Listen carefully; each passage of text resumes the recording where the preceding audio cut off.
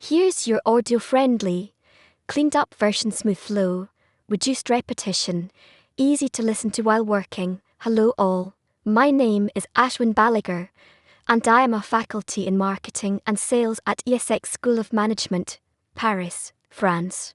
In this video, I will give you an overview of economics. We will not go into depth, but we will cover the key foundational concepts. Before we begin, let us understand the difference between needs, wants, and desires.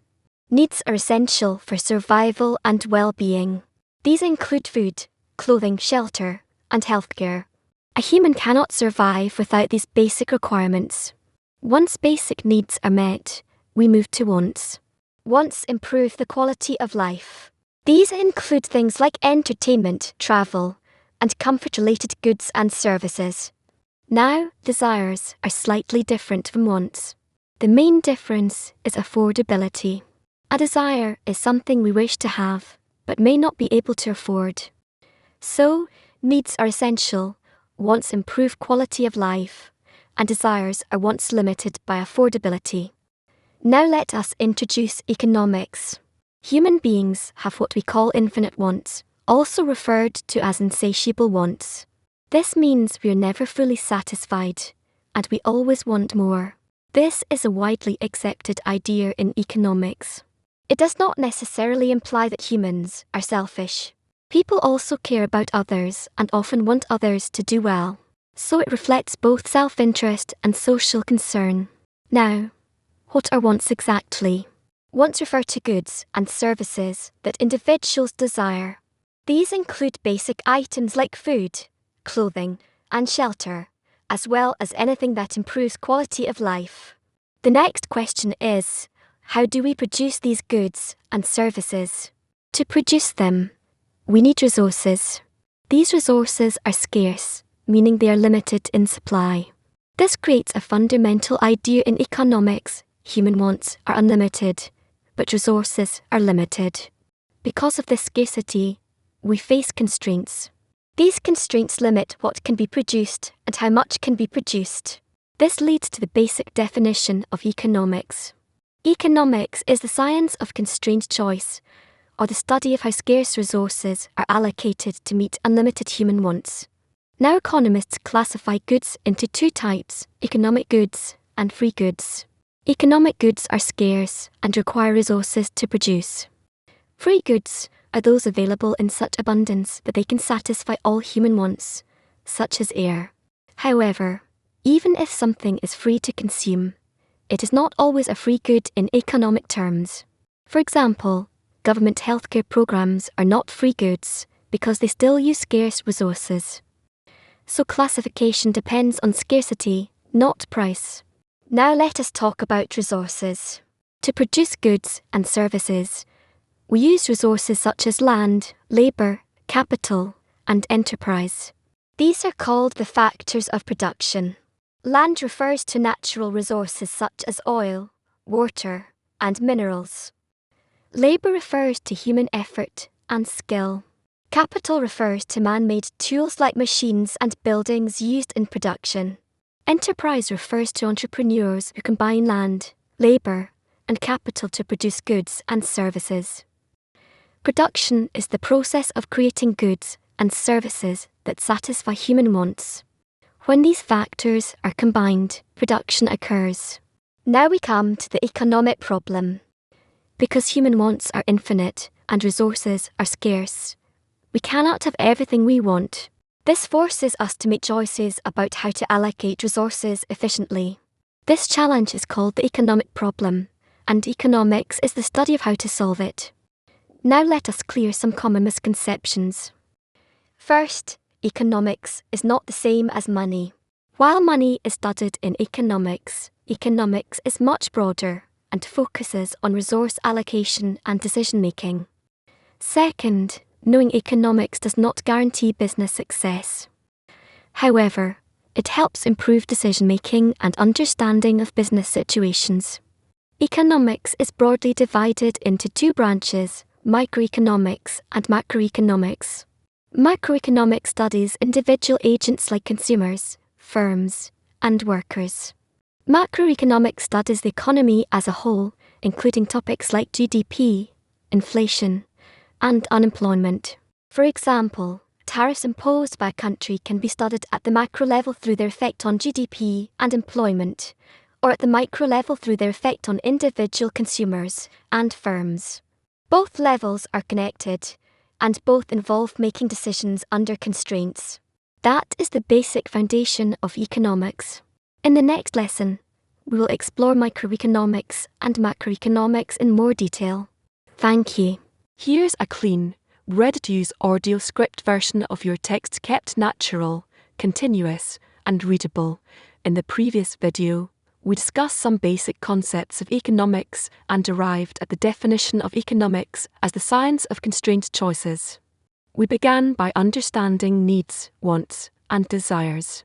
A need is essential for survival and well-being, such as food, clothing, shelter, and healthcare. Once basic needs are satisfied, people start considering wants, which improve the quality of life, such as entertainment and travel. Then comes desire, which is largely driven by emotions, and is also influenced by affordability. We also briefly distinguished between macroeconomics and microeconomics. Human wants are unlimited, also called insatiable wants, while the resources required to satisfy them are limited or scarce. Because of this scarcity, resources must be allocated efficiently, which creates the basic economic problem. Economics studies how to deal with this problem. If human wants were limited and resources were unlimited, there would be no economic problem and no need for economics. But in reality, wants are unlimited and resources are scarce. Now we move to demand. Demand is defined as desire backed by both the ability and willingness to pay. A person may want a luxury car, but if they lack purchasing power, it cannot be considered demand. Next, economics is based on three fundamental concepts: scarcity, utility, and marginality. Scarcity means short supply. Human wants are unlimited, but resources like land, capital, labor, technology, knowledge, and time are limited. This imbalance creates scarcity. Scarcity can arise in three ways. First, demand-induced scarcity occurs when demand increases, while supply remains constant, often due to population growth or rise in consumption. Second, supply-induced scarcity occurs when supply falls while demand remains constant, such as during crop failures or geopolitical disruptions affecting fuel supply. Third, structural scarcity occurs when some groups have less access to resources than others, such as rural populations having less access to healthcare and services compared to urban populations. Next is utility, which refers to the satisfaction a consumer gains from consuming goods or services. Different individuals derive different levels of utility from the same product depending on their circumstances. Then comes marginality, which means economic decisions are made incrementally, not all at once. Marginal utility is the additional satisfaction gained from consuming one extra unit of a good.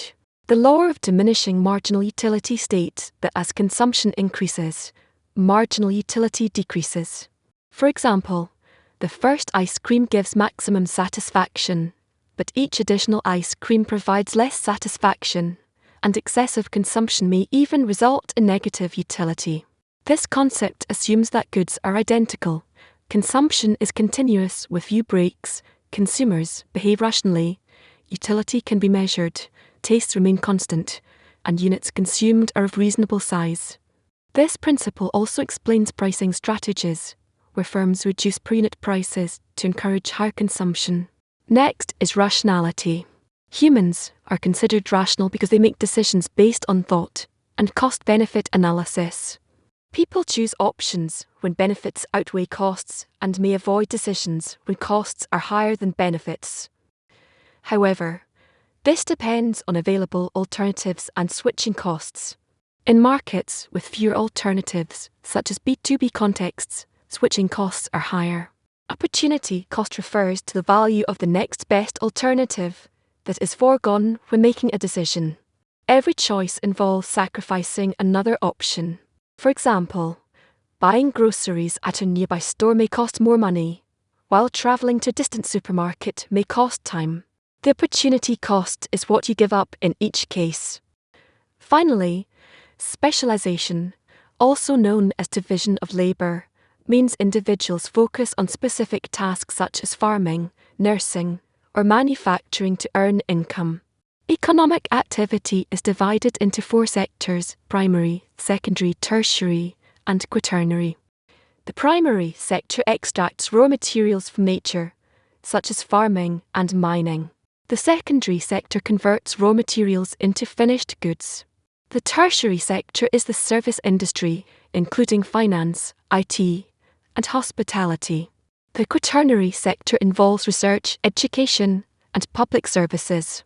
To summarize, economics studies how scarce resources are allocated to satisfy unlimited wants.